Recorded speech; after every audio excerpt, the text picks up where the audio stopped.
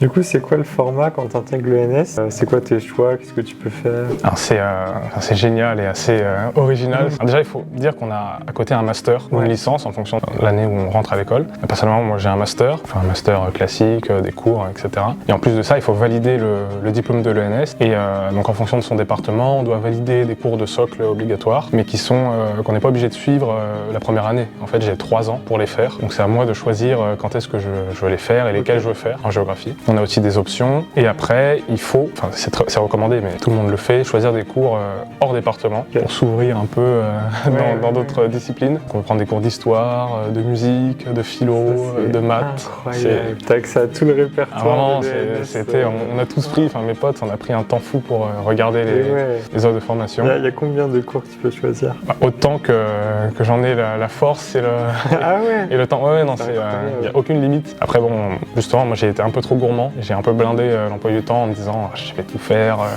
je vais faire de l'histoire pour continuer. J'ai pris du Swahili, des cours plus axés sur l'environnement, le changement climatique et autres. Mais après, on se rend compte que c'est quand même du boulot, donc on peut pas tout faire et après on a 3 ans, donc ça va, ça le fait.